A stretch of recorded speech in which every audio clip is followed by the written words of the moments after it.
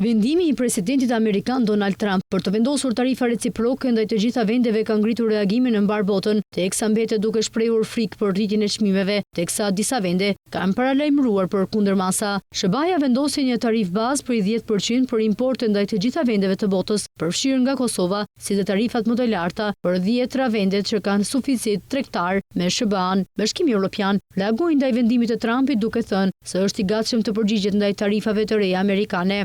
Presidenti e Komisionit Evropian Ursula von der Leyen I bëri thirrje presidentit amerikan që t'i adresojë shqetësimet e tij përmes dialogut. BE-ja u godit me 20% tarifa nga SBA-ja. Paraprakisht, Trump kishte vendosur tarifa ndaj importeve të qelikut dhe aluminit të BE-s, por dhe pjesëve për automjete. Bloku, megjithatë ka kërkuar që të zgjidhë shqetësimet tregtare të Trumpit përmes dialogut dhe von der Leyen sërish më 3 prill e la të hapur derën e dialogut. Sipas zyrtares së lartë europiane, tarifat e reja do të prekin konsumatorët në mbar botën. Për shkak të vendimit të Trumpit, presidenti I Francës Emmanuel Macron do të takohet të njëjtë me përfaqësuesit e sektorëve francez të prekur nga tarifa amerikane, bëri të ditur Pallati Elize. Tarifat kanë prekur edhe Mbretërinë e Bashkuar, aleatin e Washingtonit. Londra tha se shpreson që të arrijë një marrëveshje tregtare për Washington-Italia, ndërkaq kritikoi vendimin amerikan për tarifa, duke I kërkuar Bashkimit Evropian që të arrijë një marrëveshje, pasi tha se një luftë tregtare do të dobësonte perëndimin. Shoqata gjermane e industrisë automobilave po ashtu ka kritikuar tarifa, duke thënë se do të krijojë vetëm humbje. Ndërkaq,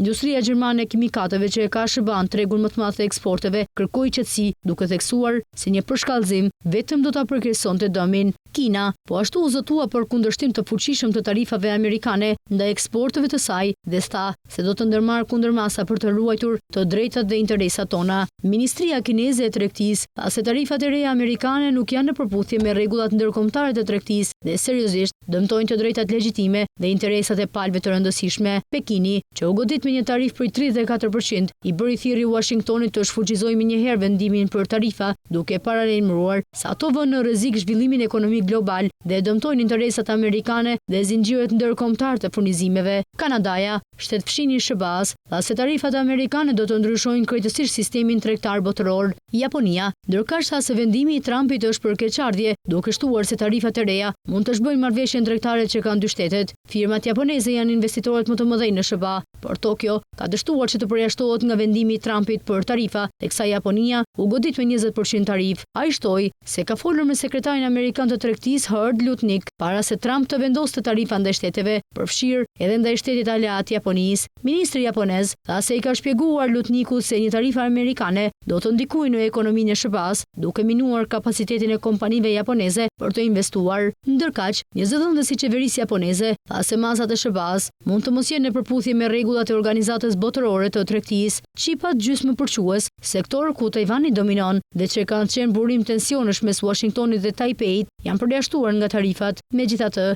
analistët kanë paralajmëruar se tarifat janë komponentë të tjerë që kanë ndikim dhe në industrinë e çipave. Më 2 prill, presidenti amerikan Donald Trump shpalli emergjencë ekonomike kombëtare për t'i zbatuar tarifat, të cilat pritet të prodhojnë $100 miliardë të ardhura vjetore.